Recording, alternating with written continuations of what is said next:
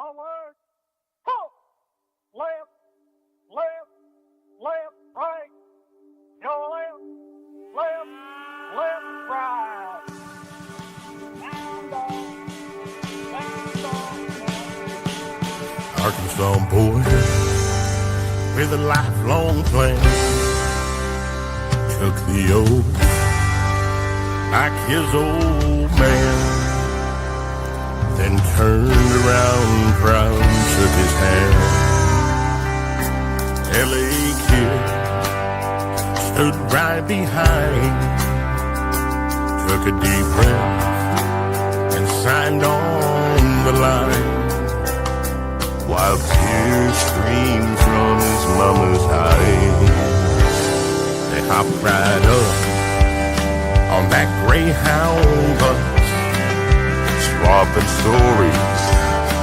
They laughed and cussed, and they talked about the girls that they loved.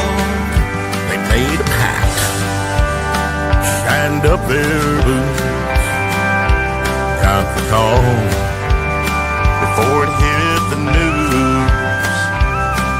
No clue what they were about to do. Ladies and gentlemen, this is Glenn Baker. It is the Finish This Fight Hour, Thursday, 3 p.m. Eastern Time. This is not a normal show, y'all. Today, the Supreme Court has injected itself directly into the election battlefield, and the political class is already scrambling to control the narrative. Listen, while the media is going to be busy spinning and downplaying what's just happened, it's going to be funny to watch. The real legal and political warfare is breaking out. California is California, but it's now the ground zero for mail-in ballots, election control, lawfare, and power. This is not abstract issues anymore. This is active weapons being used in real time. Today, you're going to hear from some people who are not just commentators, not professional talking heads, but people that are actually in this fight. My first guest is Chris Bish. She's a congressional candidate. She's filed a lawsuit against Eric Swalwell, who is now running for governor of California. That alone should tell you how serious and how ugly this is becoming. Joining us as well is Tim Dillard, founder of Freedom Place. He's running a few minutes late, but he'll be here, and we'll bring him in. He understands that politics is downstream from power. Power is downstream from who controls the systems. Now, let me be very clear about something. If you control elections, you control this country, and that's what's happening, and that's what this fight's really about. So the Supreme Court, what it did today, just escalated this war, y'all. This isn't about left versus right. It's not about Democrats against Republicans. This is about whether the American people will be allowed to choose their own leaders at all, or even if we have been allowed to choose up to this point in the last several. So if you're watching this live, I want you to do me a favor, share this right now. Share it to everybody. People need to understand what's happening and get involved before it's too late, because this is not a drill, y'all. This is happening in real time. So let me introduce to you, first of all, my friend Chris Bish. Chris, welcome to the show, lady. How you doing, girl? I am doing wonderful. I'm going to first let everybody know that noise in the outside. That's my future son-in-law doing some chores around here. So we'll give James a big hey for being. We're gonna have some grace for him. If it gets too noisy, though, I might have to mute your mic occasionally. Okay, that's fine. And really makes me feel good that I have that power over a congressional candidate, that I can just mute her mic if I don't like the noise that's going on. You know, my husband would love to have that power every once in a while, the ability to just mute my mouth. You know, I know. I've met your husband. Your husband has got hands like hams, and he's a big old boy. I'm going to tell you right now. Chris, it's been a while since we spent some real time together. Gosh, I think it's probably was, 21 or 2 when I came to Sacramento? Yes, it was 22. Yeah, and you had a chance to show me around. You're part of the state of California. We saw some beautiful things. We saw some very ugly things. I was looking for that video that we took of your homeless encampment there, and I guess that's still happening. It's really bad. And I'm going to tell you, everything good and beautiful here is created by God. All of the ugly, distasteful, just heartbreaking things were created by politicians. Yeah, yeah. Well, let me add to the stage my other friend. I got two friends today. This young man is the founder of Freedom Place. He is a not a talking head. Well, he is a talking head, but not the kind you're thinking about. Good friend of mine. Say hello to Tim Dillard. Hey, Tim. There you are. Hi, Hello, Tim. Christine from the California. The communist country of California. Hey, we all got to get rescued. I'm here to save the day. I even got myself a bat signal. It's actually a Bish signal. That should be ready sometime tonight. And we're going to try it out on the Thule fog and see if we can get some discussion and some excitement about my campaign on these foggy valley floor. Chris, you got to hold it. Do you have that picture on your phone? Hold that up. I want to see. Okay, it's kind of hard to see on the phone, but I'll hold it up. Chris Bish. Check it out, y'all. The Bish signal. The Bish signal. This is Bat Bish, is what it is. It's Bat Bish. Guys, let's get started. Because Tim, you just joined us. You don't really probably even know the stuff that's happened today. I tried to get in touch with you. You're a busy man. You've been 100 miles an hour, haven't you? Not. I'm just very important, and I'm such a big, kind of a big deal, Glenn. That's what I was saying. Yeah, thank you for hanging out with those peasants.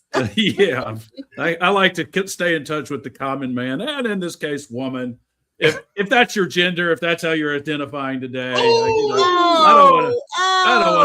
don't want to assume anything, because I don't know what a man is or what a woman is, which should qualify me for the Supreme Court, I guess. Good Lord. Well, my last name is Bish. That's what I identify as. And she's a bitch. There's no doubt about it. Yeah, I looked at you. He showed me about you yesterday. I looked up your website and everything. I want to help as soon as we can. Yeah. Let's do it.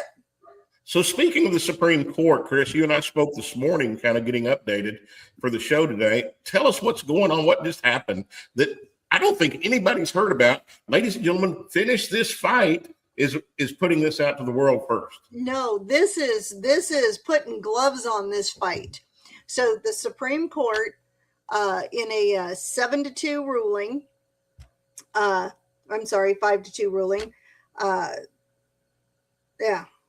7-2.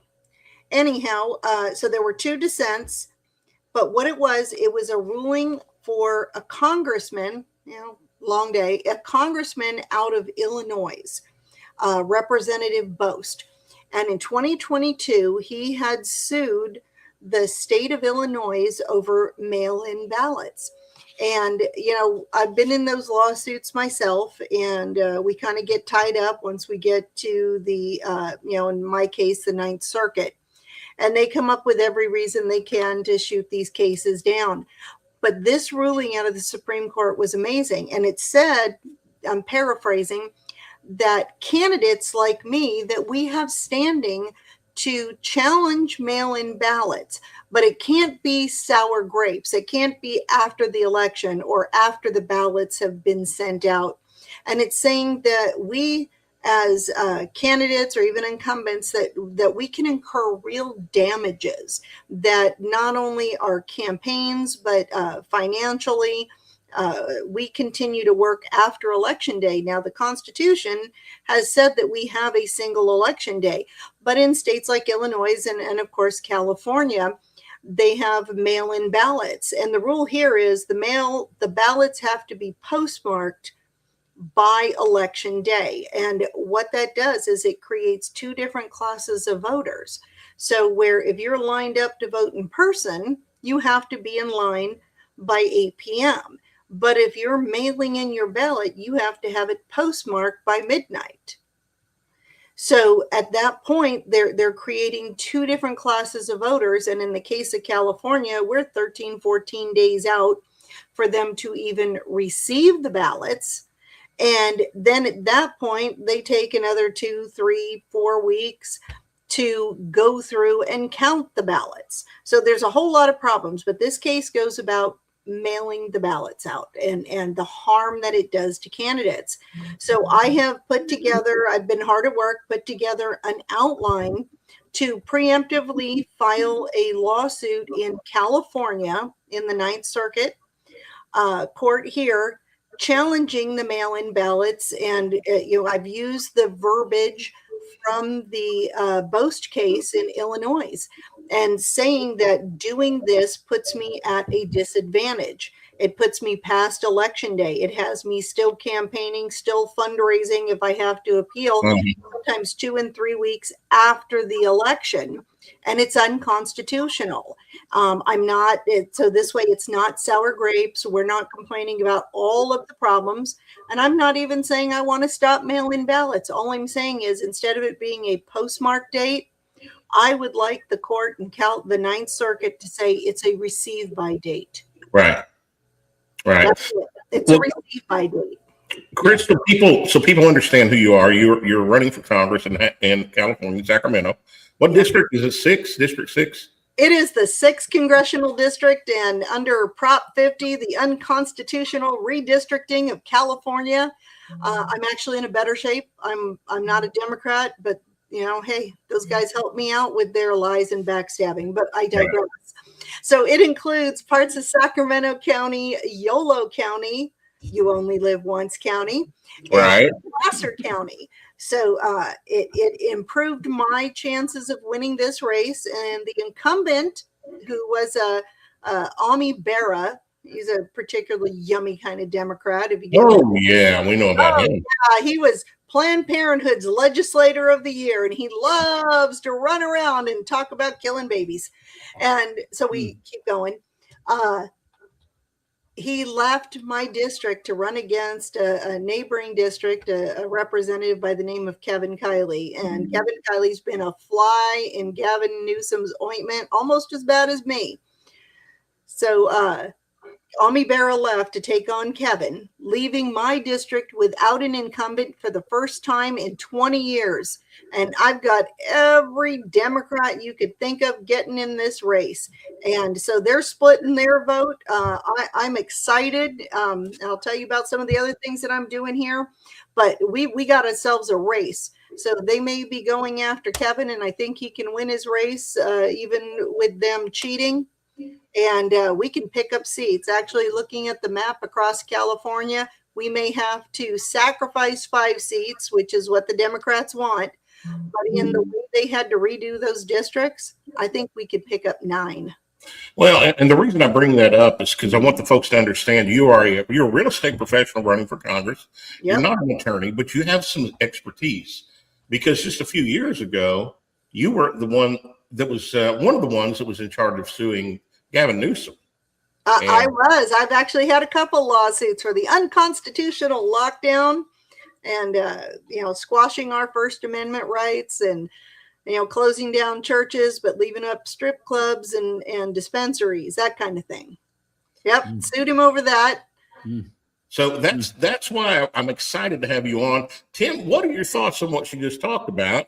That we've got a positive response from the Supreme Court against the mail-in ballots and being counted. I'd seen that, and I think it was Sotomayor and Ketanji Jackson predictably were the only 2 that voted against it. So correct.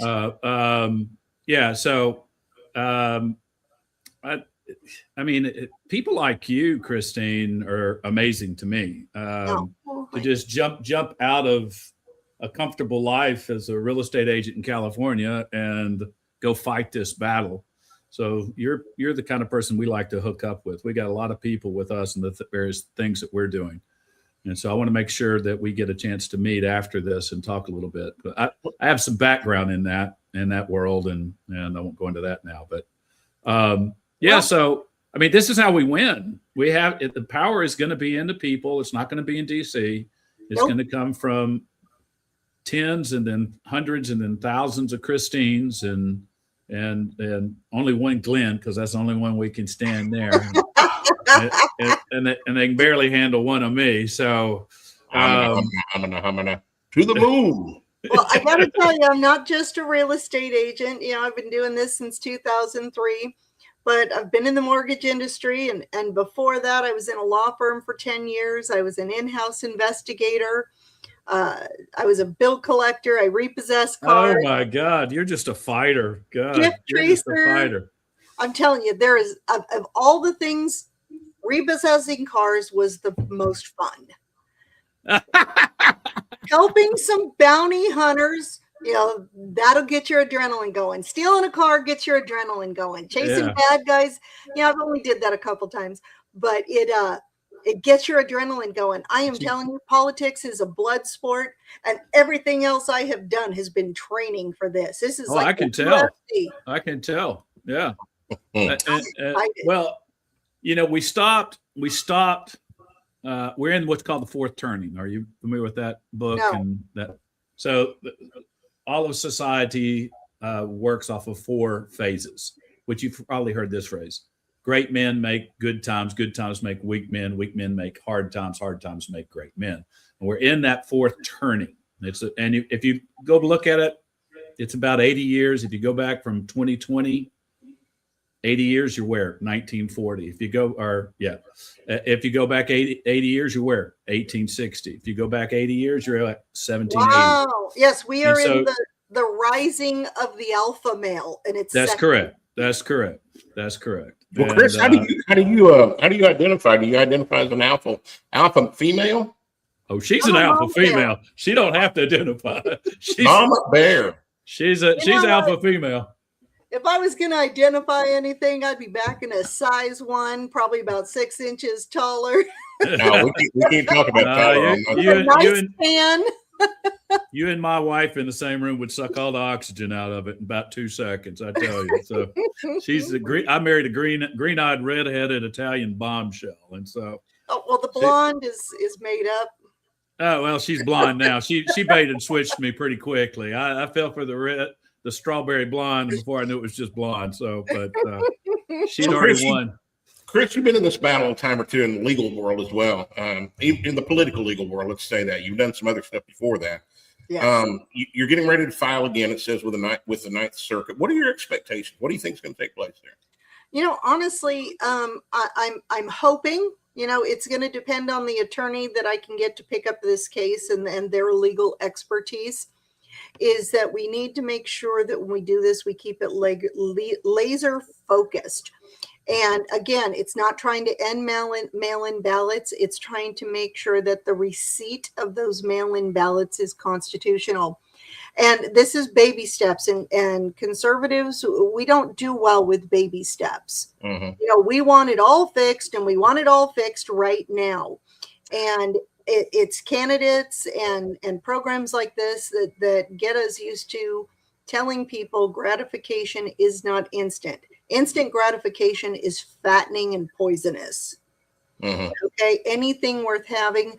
We were asleep at the wheel while all this was going on. All of us, conservatives, some of us were speaking up, but we weren't speaking up loud enough and forceful enough. And we allowed this cancer to grow, especially in California and New York, and it's just moving inward. So, it takes time. You got to crawl before you walk. So we're in those little crawling stages right here. We're going to fix our elections and with Donald Trump, and we need to hold on to the House of Representatives and, of course, legislation. We have to take some playbooks out of the Democrats, but we've got to be very careful and incremental. You ask for everything, you lose. You ask for one thing reasonable.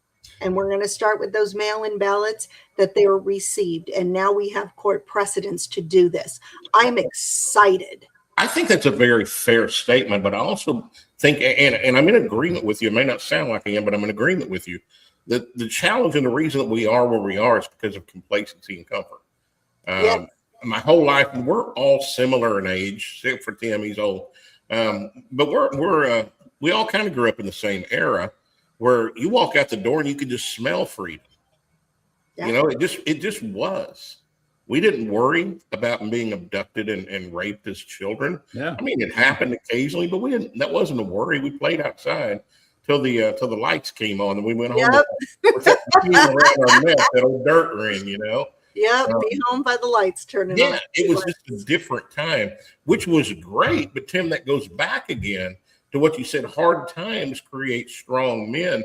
Well, we're a product of weak men that have created bad times. Did you see Besant, the Treasury Secretary, yesterday at Davos with Gavin Newsom sitting in the crowd, calling him, what's the American Psycho's name? I forget his name, but he likened him to that movie American Psycho that was, and he called him that while he was sitting there, and cameras cut to him, and Newsom called him that, or he called Newsom? No, Besant in his speech to Davos called Newsom while he was sitting there essentially American Psycho. See, I'm surprised that kind of strength came from anybody other than just the few that I know about. So what most people don't realize is the reason why Newsom went to China is because the premier of China, Xi, he pretty much runs the Democrat Party in America. Mm-hmm. And Newsom was paying off to get the next presidential nomination for the Democrats, and he's going to get it. And then you saw something unprecedented as the chairman of the CCP, Xi, then does a return visit to California where they clean up all of San Francisco all of a sudden, and he pays the return visit, which is his blessing of Newsom to be the next candidate for the Democrats for president. And if you saw him yesterday at Davos, which I encourage you to do, all he's got, his platform right now is we have to stop bending the knee to Trump. Everybody's bending the knee to Trump. His platform. And he has nothing to say, nothing to do. But it's communism, and that's what we're really fighting. Well, that's the entire platform of the entire Democratic Party right now, though. Yes, it is. Oh, it's purely out in the open now. And what did Mondami say? I want to get rid of this rugged individualism. Well, that's all the result of what we let happen, what Christine was saying. We let it happen. It's happened on our watch. But it began gradually. You know, Stalin said the only purpose of socialism is communism. Socialism is the gradual move of whole societies into communism, which Solzhenitsyn called the political embodiment of Satan. And so that's what we're fighting, the most evil thing you can think of to fight. And in California, I had a friend as the COVID stuff started, she got out of Canada and moved to California. And this is a single mom, and she escaped. She had to escape Canada at that point. Lands in California thinking it's going to be a lot freer. Than it was worse, she said. It was worse. So she took her child, a single mom, and she moves to communist Nicaragua and said it's so much more freer than California and Canada. You can't believe it. She said the only thing that's there, she said, first of all, there's food everywhere. Just bananas and oranges and stuff just falling out of trees everywhere. Literally, yeah. Yeah. You just walk down the street and get food. And then she said that if you go into Managua, the big city, the cops will stop you about every block or two to check your papers because they know you're not from there. And then you learn that they're hungry and you just go, what do you need? And she said they almost always say, I need a taco. And you just buy them a taco. But she said, other than that, it's the freest place you can imagine. But we've been told that communist Nicaragua is this very communistic stuff. It's nothing compared to what's going on. Virginia is gone. Did y'all see what just happened in Virginia over the last few days? It's unbelievable. It's unbelievable. They're taxing anything that moves. They have taxes just on white people that they've proposed. Yeah. So, well, I'm telling you, and you're in California, and it's as bad or worse there in places, I assume. Well, what we found in California, and what this cheerleader out in Virginia is going to find out, is they will throw everything out. They'll come up with all these crazy laws, and as they are litigated, all that stuff, it just gets overruled. The problem is they don't care whether it's unconstitutional. What they're doing is because the mission is to do as much damage, demoralize and demean people as much as you can. Take away hope. Yes, exactly. Yes, to make you hopeless. Yeah, that's the whole point. That's the whole point of the SIP, the whole point of doing everything out in the open where you know they're lying. That's another famous line from Social Needs. Schools, this is what they're doing to schools. Same thing that, Castro did. Yeah. Well, and that comes back to the point that I was making. And Chris, you talked about, picking something and realizing we need to move slowly, and it's a slow race. It's not a sprint. And I'm proud of you for that. And when you and I met, I think I felt differently. We were just talking about breathing freedom when we were children, but the challenge of that is we really weren't breathing freedom. We were breathing the form of freedom that they wanted us to think we had. And now all of that is being exposed, because had we had that freedom, we couldn't be in the situation that we are right now. And the great news is, Chris, when you and I met, we had some pretty strong, long conversations. We got to know each other, and we both kind of felt like we were on an island alone sometimes. The great news is I don't see that anymore. There's hundreds, if not thousands, of Chris Bish and Tim Dillards, and now there's only one Glenn Baker. You're right, Tim. But we're rising up, and we're doing the thing that God has called us to do. And Chris, you're a warrior. I described you to Tim yesterday. Yeah. You're a warrior. Yeah. Tim is a warrior on a different battlefield, but one that's just as important. Tim is the founder of Freedom Place, that is a financial. Dude, I'm not even going to explain it, Tim. Explain it in an abbreviated version. Well, we've invented a new technology that changes the way markets work, especially the buying and selling, not of stocks, but of goods, so that businesses only have to pay for sales from now on. And when they pay for sales, they're in a bidding war, and it's just they offer up rebates. So they win position the same way they do now, except the money comes after the sale instead of before it.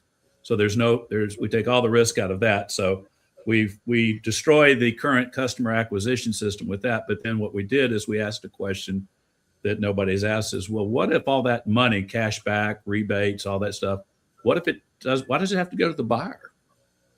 And we went, well, if it skips over the buyer and you viralize it to the people that are connected to the buyer, you actually create more sales for the business. So the business has no risk. They're in a bidding war to pay people more money. The whole system, the whole customer acquisition system is so corrupt and broken, and it was built for a disconnected world. We're all connected now. Each of us live inside of thousands of emails and phones and databases and social media threads. And we found a way to activate that on the behalf of every single human being who signs up for free and just passes it. And that's all you do. And we changed the rules of buying and selling. And that's the biggest lie of all, which is the golden rule. Because we were all taught the golden rule is he who has the gold makes the rules. Yep. And that's a lie. It's just like America won the Revolutionary War. That was a lie. That's a lie. The golden rule is actually he who makes the rules gets the gold. And so when you have the gold, you don't want to have to work anymore. So then you propagate, I have the gold, so I make the rules, which you get to do that until somebody changes the rules on you. And that's all we've done with that. Yeah. So, yeah, that's what it is. So we're getting close to launching. It's been quite a battle. And I'm excited. Yeah, we've been attacked. And then in the middle of all that, Christine, we had some plans for down the road, and we got rerouted. And our guys have now been going in and out of Mar-a-Lago, and we've got the attention of all the people around Trump. And we're doing a thing called 2 for America, which is just getting the whole world together to pray for 2 minutes for America. And that's beginning to take on new life. And we're getting ready to meet with Glenn Beck up in Dallas to do a fundraiser up there. And all of that is leading to what we call the American Legacy Park, which is we're in the process. We've got the land, and we're designing over 100 statues, all 77 foot tall, from Columbus through to Charlie Kirk. And we're going to recapture all these monuments and statues that have been taken out of the public square. And we're going to put that in what's called the American Legacy Park in Texas. So, but the Freedom Place project moves. So cool. Yeah, Freedom Place moves the money out of their system. The 2 for America is a prayer movement, but it's not even a moment. It's just a moment. And that's actually spread to Muslim countries. And I mean, I've got a guy flying in from Turkey to meet me in Oklahoma here next week on that. He's already spread it to all the Christian pastors throughout the Middle East, of which there's a lot. But he lives in a part of Turkey. His name's Pastor Larry Mills. He lives in a part of Turkey. Guess I can say this. He lives in a part of Turkey where the red lights blink, kill the Jews, kill the Jews, kill the Jews. The red lights blink that. And they've gone down to 5. Now, Turkey was 100% Christian. It's now, there's only 5,000 Christians left in Turkey. There's about 100 million people. They're down to 5,000 Christians. Wow. And he's staying there fighting that battle. So this is actually giving him a weapon to spread to all the Christians, which he's already done in Turkey. And there's a lot to it, what I'm telling you, but he spreads that. Now it's spread to all the good Muslims that are there. And they're going, well, we want to pray for America too. We don't want to kill each other. We want to have peaceful coexistence, of which most of them are that way. They've just made sure to take all the ones that aren't that way and bring them to America. And, ship them here. Well, that's how they. Well, that was the plan, right? That was the plan. Bomb them into anger, and then it was a written plan. I read it in 2008, and it was called. And it said that they would then export the terror to the West, and so that's what they've done. They just bombed them to pieces, and then said, "Okay, let's get out of here, and y'all all go to the West." And I don't know how you get Europe back. I don't see Europe as salvageable. I think I was watching another one of the guys at Davos today who's saying the Middle East countries are promoting free speech and freedom like we've never seen. The European countries, Australia and Canada, are just shutting down free speech at every turn. Well, again, we'll go back to what you said earlier. He who makes the rules controls the goal. You're talking about the elite in Europe that are just oppressing their people. Mm-hmm. United Kingdom throwing people in jail for Facebook posts. Yeah. And beyond that. Here's what I'm seeing, though. Is I'm seeing more uprising from conservative Europeans than I am seeing from uprising from American conservatives. Europe, I'm going to interject. Europe was, they started erasing history. Mm-hmm. And the United States picked it up. You erase what you don't want people to know, erase history, so you are doomed to repeat it. Now, in the eyes of Democrats, if you erase things that they lost, then they get a new shot at it. Right. It's called those who control the past control the future. That's the basic tenet in communism. So everything comes full circle. I don't think Europe is lost, but I do think they need a revolution for each country. And you cannot, in the United States, we're seeing this happening in New York with Mondami and different places. Some people have to learn the hard way. And typical communism, it only works as long as you have somebody else's money. Mm-hmm. Right. So and then Venezuela, who was lost, and look at the people in the streets. Iran, look at the people in the streets. One of the most beautiful, prosperous, just wealthy in property, in just the mind power, the intelligence of the people. And it was destroyed. They took that shiny object, that golden ram, and they paid the cost. And we've got to see that as Americans. It's been right in front of our eyes. You're talking about Iran, that in the 70s was paradise. It was Persia. It was not extreme Muslim run. Mm-hmm. They had a lot of freedom. They had a lot of wealth, and they had a lot of lovely things. We see Venezuela. That was the number 5 economy in the world, something like that. Mm-hmm. And then communism came and put it into, let's just say, what would Trump call it? A shithole. Yeah. And people, they fled by the millions. But that's all orchestrated. That, like, Venezuela was completely orchestrated by the EU, Britain mainly, and China. They completely controlled Venezuela, and they set up the whole thing there. Our CIA is the one that put the Shah in power in the 50s. Our CIA then took him out and put Khomeini in. Quick sidebar, the Shah, when they finally threw him out in 1980, I guess it was, he was on a plane to Houston. He brought his family and his CPA and his family. My CPA is the son of the CPA of the Shah. And so I've gotten downloads on stuff that was going in Iran back then that very few people have heard. So, but you go back to Europe, and England has been controlling and pulling the strings because they've controlled the money for so long. And they've always been our enemy. They've never been our friend, never. And the Revolutionary War ended with a negotiated peace. And the terms of that peace is America gets to say it won the war. The British kept all their troops, all their forts here, didn't have to retreat anybody, and then got to do the printing of our money with the first central bank, which, as Stalin said, back to communism, is 90% of communizing a country is a central bank. So they set that up in 1791, right? Yeah, 1791, and had a 20-year charter. And when that expired in 1811, the U.S. voted it down. The vice president actually had to break the tie vote in the Senate.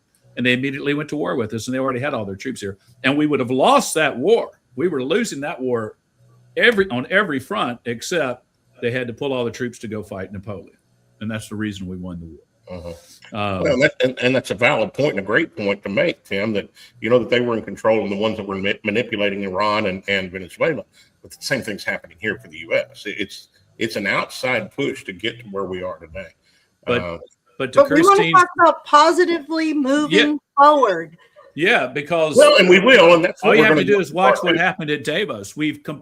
Their central of power and the coordination of thought, which is the beginning of the control grid, is in Davos. And if you watch what happened over just the last 48 hours, Besant, Marco Rubio, and a lot of other guys, and Trump, they have completely taken over that mindset. And I know a bunch of people in all that world, and they're just saying the New World Order is finished. It's what we're seeing is the dying flailing of a dead system right now. The desperate flailing of a dead system is they're done. Cat bounce, yep, they're done. Claw. In the meantime, you see Canada and Australia going pell-mell into it. Now Virginia and I'm actually encouraged about California because I do know I got to see a lot of the actual votes. California voted the real votes out of California before they manipulated the machines and all this other. Trump won all three cycles in California. Yes. He won the actual vote in California. So that vote is there. We just got to stop the cheat, which brings us back to Christine Bish. Bish, please. That is fighting the battle like I can't even imagine. I know. I saw it. Well, and you know what? I want to make sure that the audience understands what just happened. Is I just in the middle of that dialogue got bished, bish slapped, and I got a positive reverse Uno card thrown on me. So we're going to go to part 2 because Chris, you've got some other breaking news that we want to talk about. Is that you've now filed a lawsuit on. What is it, Eric? Well, not a lawsuit, a complaint. Oh, a complaint. So let's get that straight. So that I don't different. You filed a complaint against Eric Swalwell. And who's Eric Swalwell? Is Fang? Yep, Mr. Fang himself. Mr. Fang, who's running for governor. Let's talk about that a minute. And I'm going to give you the spotlight, Chris. Tell us what's going on. Okay. Well, there's actually been other people that were ahead of me who had discovered a law in California that you had to be a resident of the state for 5 consecutive years in order to qualify to run for governor. Now, what they had discovered is that he is not a resident of California. Now, just going to switch gears for just a second, just like Adam Schiff has not been a resident of California since 2009. Doris Matsui, since 1979. Representative Ami Bera hasn't legally been a resident since 2013. And what Eric Swalwell did was he bought this mansion in Washington, D.C. in 2020. He purchased that house as his primary residence so he could get favorable interest rate and down payment. And it also translates to lower insurance, possibly lower property taxes. But what he did was he invalidated his California voter registration. All of them did. And under California law and U.S. law, for any of them to run for the seat that they were elected to, they needed to be a resident of the state where they were running. And you don't have to be registered to vote to run for office, but you do to qualify for the party. And each one of them had continued after surrendering their primary residence from the state of California to either Maryland, Virginia, or Washington, D.C. They lied on their nomination paperwork.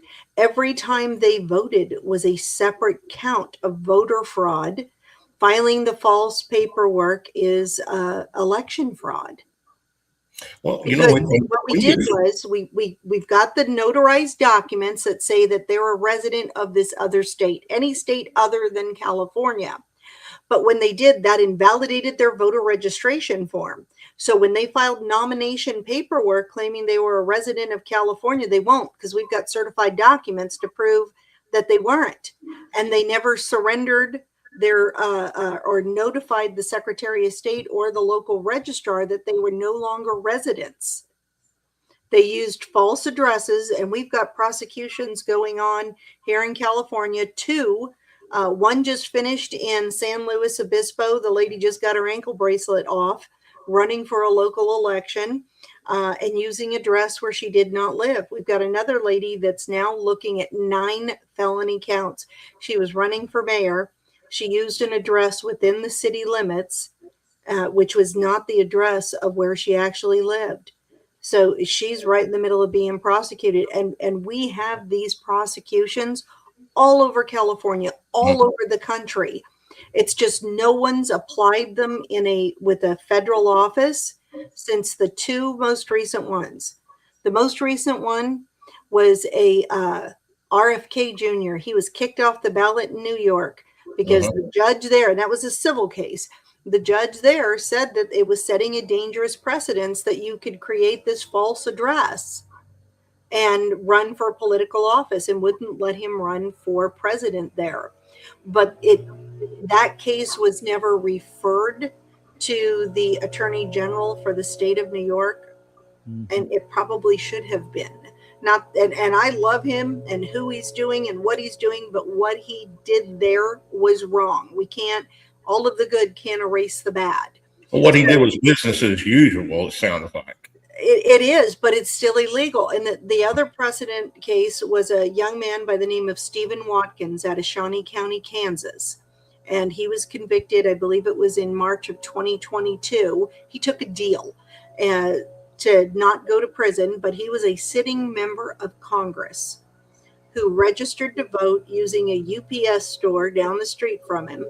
Then he registered to vote there, and then subsequently voted in a local election, and he was charged while a member of Congress. So we have the precedent necessary to go after those 4. I've got a couple more in mind here in California. So they went after our 5 congressional seats. So we're going to make this like a piggy bag, 5 for 5.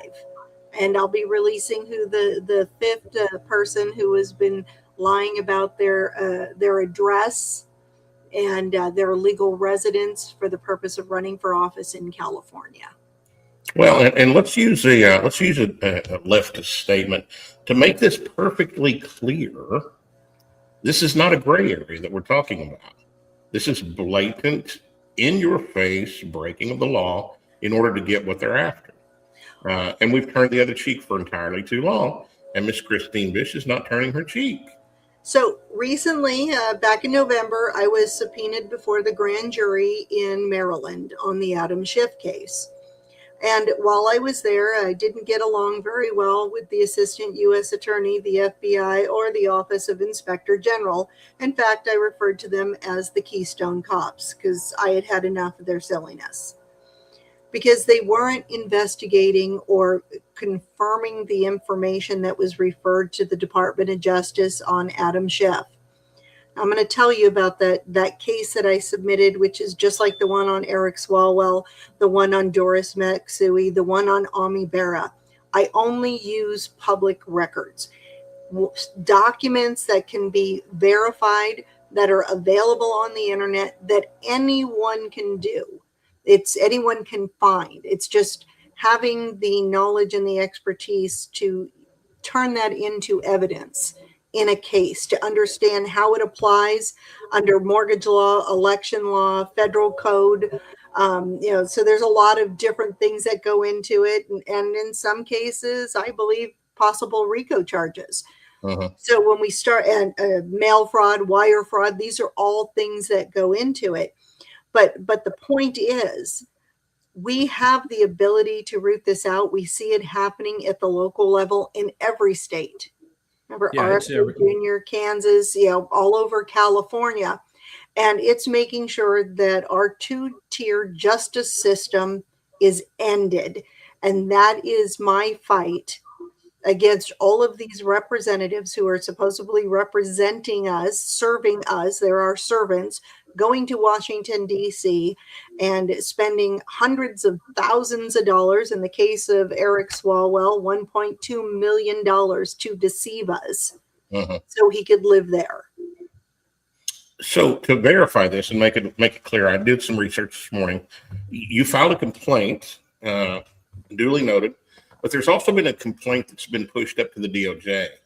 And is that an active investigation at this point? I believe somebody else did the Eric Swalwell one that's on the investigation. I submitted my complaint to FHFA. Okay. Because, that seems to, most people understand that. It's easier to understand, just like with Adam Schiff, is that you lied on your mortgage.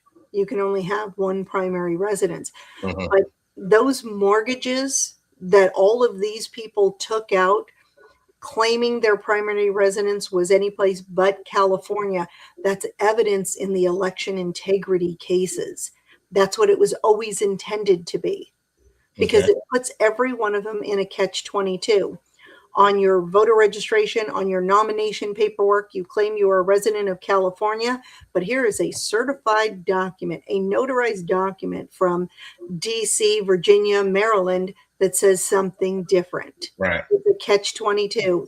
They're all felonies, and I don't really care which one you plead to. Exactly. So do I understand also that Mr. Swalwell, and I say that with tongue in cheek, has filed a lawsuit against the director of the FDHA? Yeah, I think so. I read that this morning.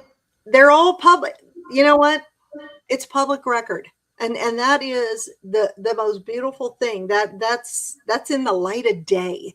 So when I put these together, I have access to other resources, but I don't ever use those other resources. Because if we do everything in the light of day, where you can get on your smartphone, anybody can get on their smartphone and verify the evidence in a case, it's hard to dismiss it. In fact, you can't dismiss it. You can't disqualify it. It's public record. Well, let's get if you have all those documents handy, get them to Dropbox it. Absolutely. And I will suit that to some media people. And we'll stir it up from that angle as well. Actually, I think it's all on Scrib now. Oh, really? Yeah. I redact things because I don't want anyone hurt. I don't want to put their families, their loved ones, the people who work in their homes in danger. So I'll never dox anyone. Right. That's not right. But those public documents, those are there, and they're there for a reason. And well, the light is what you were talking about. Let's get the light shining on that, because the reason we have communism in America is we've allowed it to exist elsewhere, like China. Absolutely. The reason that it's in California is because we allowed it in China, and now those two, California and China, are fixed right now. And the way to break that is to attack it. And the alt media is so much larger now than the quote unquote mainstream media. It's not even funny. And let's get those documents, and let's get that to some of the people that we have in our quiver of media contact. I'm excited. And then let's do that, because what I do like is a good fight. And especially going against. I'm tired of it. I'm just tired of it, and I'm ready to fight. And, all right, well, I'm ready to give you those tools and wear them like a suit of armor. Let's watch do what it. happens. We'll get it out there. I'll be on the phone tonight with a lady that will be able to help with that. So, okay, excellent. I will get you over the files on all 4 of those individuals, and I will tee up the file on the other one, and I will also send you my outline for the case to file here in California on the mail-in ballots. We have that Supreme Court win. So now it's time. We cannot let that wait. My primary is coming up in June. So the sooner we get that it's done, that late. Y'all's is June. Ours is in March. So okay. Yeah. So in Texas. But any other candidates there, if they need this, I think you guys are in pretty good shape in Texas. But California, you know what? Gavin Newsom tried to play that game. Let's do it. Abbott's a bit of a guy that puts his finger up in the air and just sees which way the wind's blowing. He's not really the. Doc Pete Chambers is running for governor in Texas, a friend of mine right now, and he's polling very well. Yeah, so he's a great guy. He just doesn't have the money or the stroke right now. We gotta figure that out. You got to get me in touch with him because I think I can help him. He's the guy that needs to be there in Texas. He's a powerful former Army Ranger, medical. He was an MD also. Yeah, he's an MD. Well, he's a surgeon, combat surgeon. He's a helicopter pilot. He's fought at the border. I mean, this guy is a warrior, and he's running for governor in Texas.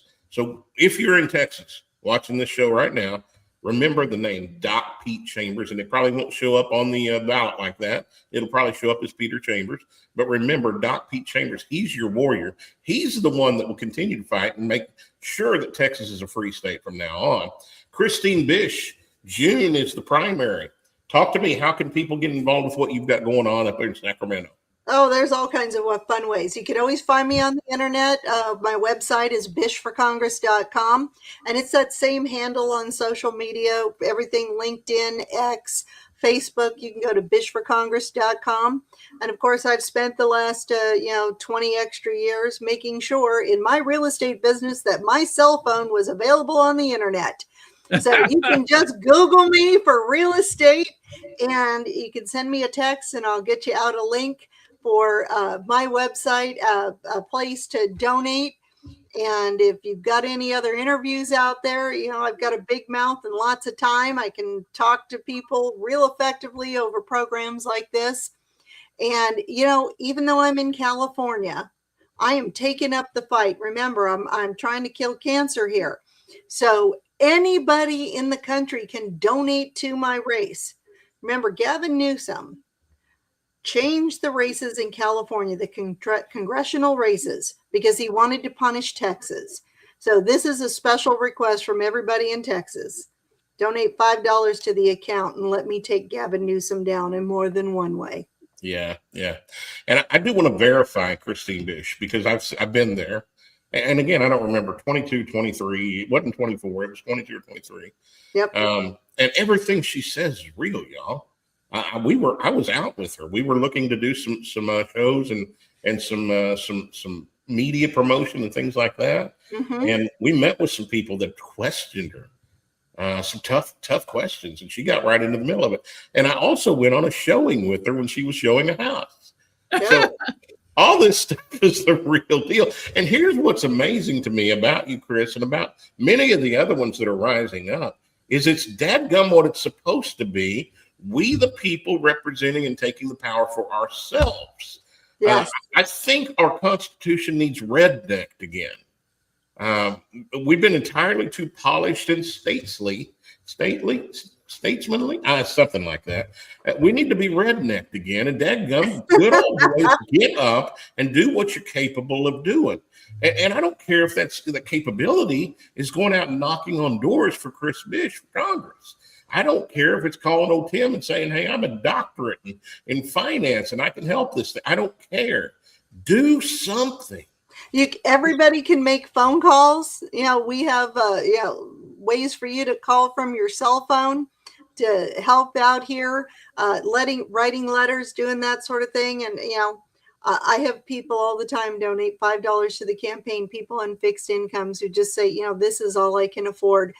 And that for someone on a low income, fixed income, that $5 means a whole lot more than Sure. some millionaire who can write a maximum donation. Well, that's I the understand the pain and the sacrifice that comes with that small donation. And that's the widow's mite of the New Testament. Yeah, that's the widow's mite of the New Testament. Do you have are the Republicans in California? Are they backing you at all? There are some. I've got a mini Tim running against me, Tim Waltz. Gentleman, he ran against me before. He's kind of a creepy little man, looks like a Muppet. He's trying to run against me. I beat him more than 2-1 in the last race. Then we got some guy who's trying to sell his books. He just jumped in. Other than that, I have, like I said, Tomlinson. She's Northern California Planned Parenthood. I have Thin Ho. He is a Trump-hating district attorney here in Sacramento who should be looking at Ami Bera and Doris Matsui because it's his jurisdiction. Then we have former state senator Richard Pan, Dr. Death himself, the one that was trying to force those COVID vaccines on newborns. Yeah. Oh, yeah. And a couple other yahoos. We've got Martha Guerrero. She is the mayor of a little town called West Sacramento. And, her thing is she used to be a social worker. So that means her entire career has been about redistributing wealth. Yeah. Just to book in the conversation. Yeah. So, yes, I do have some people running against me, but, even local media, they always mention me. They'll mention the whole field of Democrats that are running because, remember, we don't have an incumbent in this race. So this is one that we're hoping the NRCC takes a look, sees that I am the lead candidate and what I'm already doing for this country. Because while other people are talking about what they're going to do, I'm already doing the job. I am flushing out the fraud and exposing. Yeah, I can see that. That's what I was asking about is the people, the Republican leadership in DC and in the GOP. Have any of them noticed you yet? Actually, the president has noticed me because he put out a post on Truth Social on I believe it was July 16th.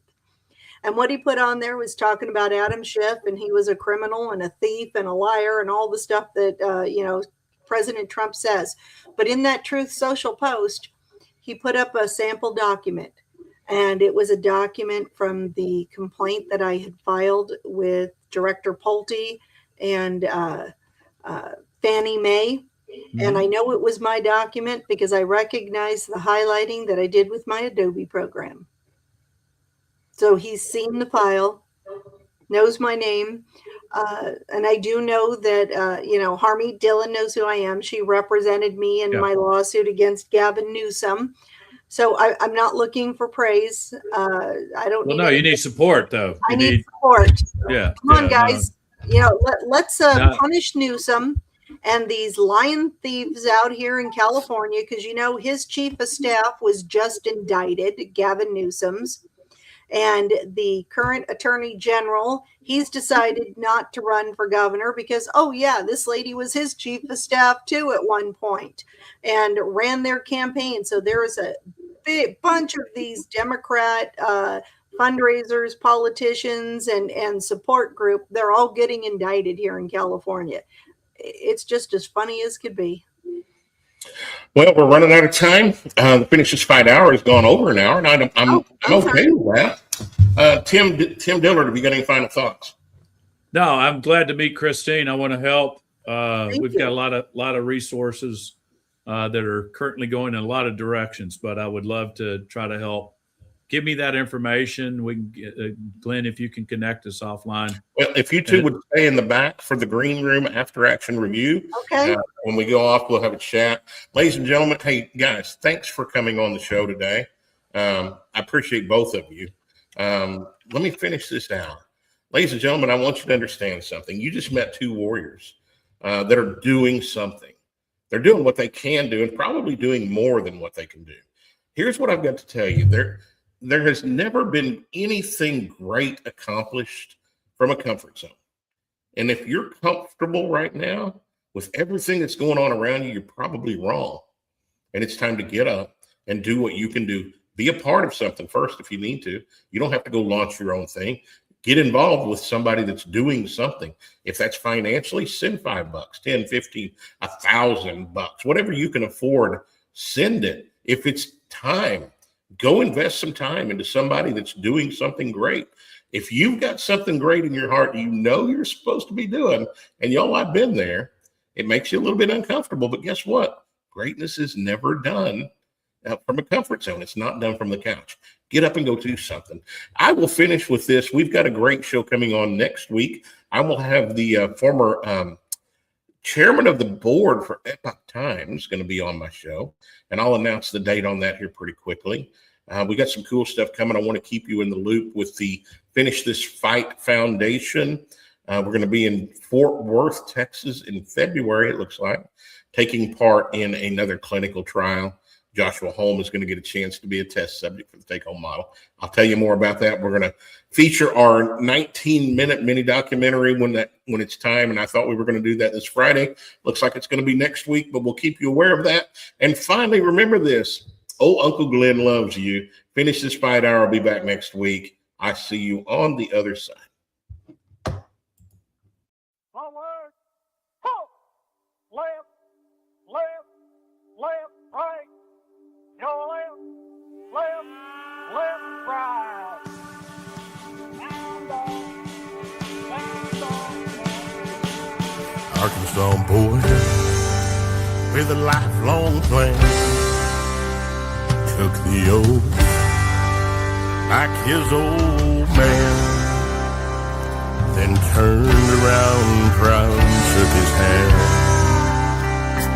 L.A. kid stood right behind, took a deep breath and signed on the line, while tears streamed from his mama's eyes.